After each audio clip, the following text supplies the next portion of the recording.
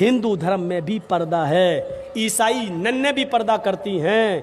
आप देख लीजिए, ट्रेनों में सर छुपाए होंगी बाल और एक सलीब उनके लटकी होगी, बिल्कुल ऐसा लगता है जैसे नकाब पहने हुए है, सब चेहरा छिपा हुआ, चेहरा खुला हुआ है। बस हिंदू धर्म में तो इतना पर्दा है कि वाल्मीकि जी की रामायण अगर आप पढ़ेंगे तो उसमें यहां तक लिखा है कि रामचंद्र जी की पत्नी सीता का जब हरण हुआ और रावण लेके जब भागा तो हनुमान और लक्ष्मण जब तलाश करने के लिए गए तो सीता जी बड़ी चालाक थी, कहीं चप्पल फेंक गई, कहीं नथुनी फेंक गई, कहीं दुपट्टा फेंक गई, कहीं चप्पल फेंक गई, कहीं कड़ा फेंक गई।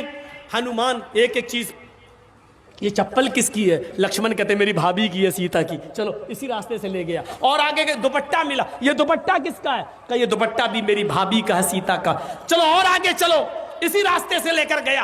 और आगे बढ़े, एक एक चीज हनुमान जी देते गए और लक्ष्मण पहचानते गए। लास्ट में नाक में पहनने वाली नथुनी मिली, नथुनी।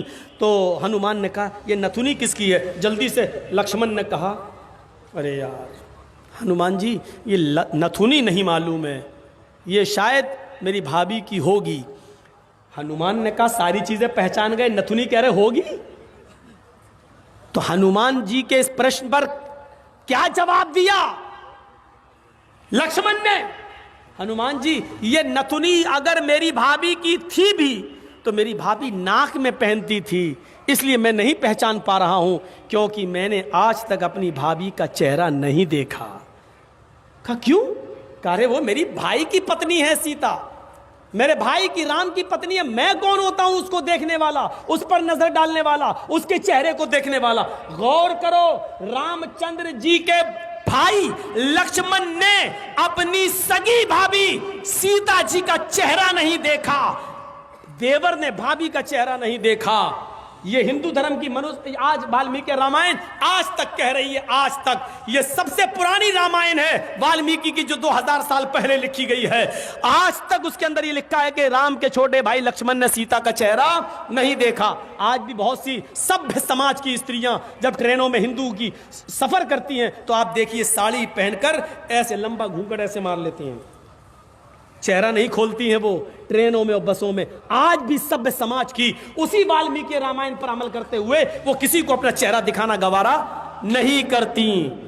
अस्सलाम वालेकुम, वेलकम बैक सिराज समा फेसबुक पेज। मैं हूं सिराज समा और आज मैं आप लोगों के सामने ये वीडियो लेके आया हूं। इस वीडियो में आप देख सकते हैं कि मौलाना मोहम्मद जर्जिस अंसारी ने क्या कहा पर्दे के बारे में, और आगे देखें कि इस पंडित ने क्या कहा है पर्दे के बारे में, घूंघट करना क्या है। और मैं आप लोग इस वीडियो को लाइक और ज़्यादा से ज़्यादा शेयर करें और पेज को फॉलो ज़रूर कर लीजिए। साक्षी व्यास। जय श्री कृष्ण गुरु जी, राधे राधे। घूंघट प्रथा सही है या गलत, और यह कब से चली आ रही है, कृपया मार्गदर्शन करें। घूंघट प्रथा सही है या गलत? देखिए अब तो पुरुष हो चाहे स्त्री सभी घूंघट करके चल रहे हैं कोरोना के कारण। अब तो पुरुष भी घूंघट कर रहे हैं, बेचारे मास्क लगाए घूम रहे हैं, स्त्रियां भी घूंघट कर रही हैं। जो कभी घूंघट नहीं करती थी अब वो भी घूंघट कर रही है, मास्क लगा रही हैं। तो ये घूंघट ही तो है मास्क। घूंघट की परंपरा बुरी नहीं थी, घूंघट की परंपरा एक पर्दा था। कोई पुरुष से बात कर रही है स्त्री, एक पर्दा है, एक मर्यादा है। मर्यादा में रहना बहुत अच्छा है, मर्यादा का उल्लंघन करना बहुत अच्छा नहीं है। हम भोजन करने बैठे हैं तो अपने घर में भोजन करें, ऐसी जगह भोजन करें जहां सबकी दृष्टि ना पड़े। अब हम घर के द्वार पर बाहर निकल के थाली लगा के बैठे, सब लोग निकल रहे हैं, वहां भोजन करें तो क्या शोभा देगा? वो अमर्यादित हो गया। भाई लोग कहें कि भाई हम द्वार पर बैठ के खा रहे हैं, तुम्हारा क्या जा रहा है, तुम क्यों बोल रहे हो? हमारा कुछ नहीं जा रहा है, पर जो द्वार पर बैठ के आप भोजन कर रहे हैं ये अमर्यादित है। घर के भीतर बैठकर भोजन कीजिए, ये मर्यादित है। पति पत्नी आपस में बात करें, हंसी मजाक करें, एक दूसरे को प्रेम करें, पर ये भी पर्दे के अंदर ही अच्छा लगता है। पर्दे के बाहर कोई करे तो ये अश्लील माना जाएगा, अमर्यादित माना जाएगा। उसी प्रकार हमारे शास्त्रों में एक मर्यादा बनी है कि स्त्री अपने जेठ को मुंह नहीं दिखाती, पर्दे में रहती है। जेठ का आदर है, जेठ बड़े हैं उनका आदर है, ससुर बड़े हैं उनका आदर है।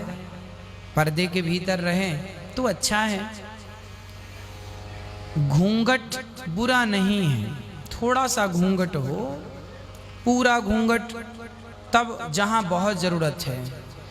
कई बार ऐसा भी हुआ कि घूंघट में स्त्रियों को बड़ा कष्ट भी होता है, गर्मी है, पसीना निकल रहा है और वो घूंघट डाली हैं, सामने चल रही हैं, कुछ दिख नहीं रहा, गिर जाएं तो हाथ दांत वांत और टूट जाएं। तो एक प्रकार से जब घर में रहें, जहां जरूरत पड़े वहां तो मर्यादित रहें, पर जब कोई काम के लिए हो तो घूंघट सिर पे ही अच्छा रहे, सिर ढका रहे, बस आंख तक ढकने की जरूरत नहीं है। हल्का सा घूंघट, एक मर्यादा बनी रहे, परंपरा बनी रहे, परंपरा का ह्रास ना हो, इस बात का ध्यान रखना चाहिए। आजकल तो देखो घूंघट का जमाना ना के बराबर है, केवल 2-5% घूंघट बचा है, नहीं तो 95% तो घूंघट समाप्त ही है। आज 21वीं सदी में घूंघट तो कोई डालता नहीं है, पर फिर भी इन मर्यादाओं का थोड़ा सा निर्वहन करना चाहिए। घूंघट ना डालें तो कम से कम सिर तो ढक के ही रखें, आंखों को ना ढकें, मुंह को ना ढकें, ठीक है, सिर को ढकें। वो मर्यादा जो हमारी प्राचीन थी, वो मर्यादा का पालन होता रहे, इतना हम सबको ख्याल रखना चाहिए।